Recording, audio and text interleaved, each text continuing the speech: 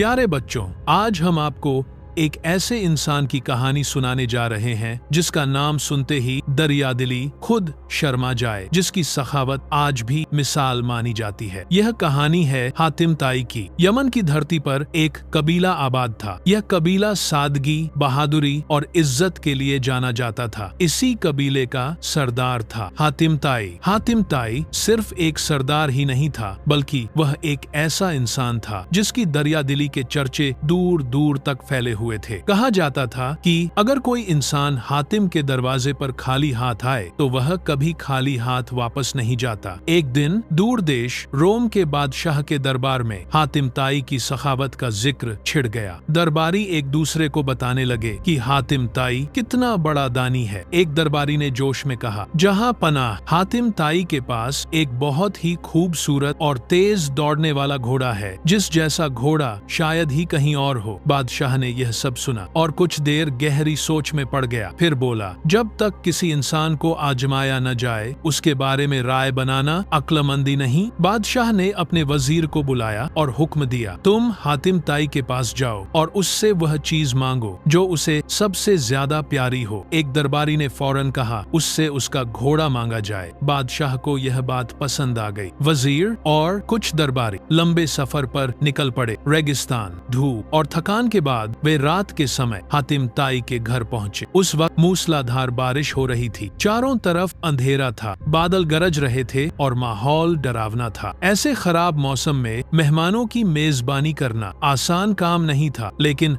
हातिम ताई ने दिल में ठान लिया कि वह मेहमान नवाजी का हक जरूर निभाएगा। उसने मेहमानों को अंदर बिठाया, उनके आराम का पूरा इंतजाम किया और फिर खाने का बंदोबस्त करने निकल पड़ा। कुछ देर बाद दस्तरखान बिछाया गया, उस पर भुना हुआ गोश्त रखा था। मेहमानों ने पेट भरकर खाना खाया और सफर की थकान उतारकर गहरी नींद सो गए। सुबह हुई, बारिश थम चुकी थी, हवा साफ थी, पेड़ पौधे धुले हुए लग रहे थे और ठंडी हवा चल रही थी। नाश्ते के बाद वजीर ने हातिम ताई का शुक्रिया अदा किया और फिर अपना असली मकसद बताया। हम रोम के बादशाह की तरफ से आए हैं। आपके घोड़े की बहुत तारीफ सुनी गई है। बादशाह चाहते हैं कि आप वह घोड़ा उनकी खिदमत में पेश कर दें। यह सुनकर हातिम ताई ने अफसोस से हाथ मल लिए। उसकी आवाज भारी हो गई। उसने कहा, अगर आप घोड़ा लेने आए थे तो यह बात पहले ही बता देनी चाहिए थी, लेकिन अब मैं मजबूर हूँ। क्योंकि वह पल भर रुका और फिर बोला, मेरा प्यारा घोड़ा अब इस दुनिया में नहीं रहा। वजीर हैरान रह गया। हातिम ताई ने आगे बताया, पूरी रात तूफानी बारिश होती रही। मेरे पास कोई और जानवर नहीं था। गांव से कुछ मंगवाना भी मुमकिन नहीं था। मेहमान भूखे थे। हातिम ताई ने नजरें झुकाकर कहा, इसलिए मैंने अपने घोड़े की कुर्बानी दे दी और उसका गोश्त आप मेहमानों के सामने रख दिया। वजीर के होश उड़ गए। वह तुरंत दरबार लौटा और बादशाह को सारी कहानी सुना दी। यह सुनकर बादशाह कुछ देर चुप रहा, फिर बोला, वाकई हातिम ताई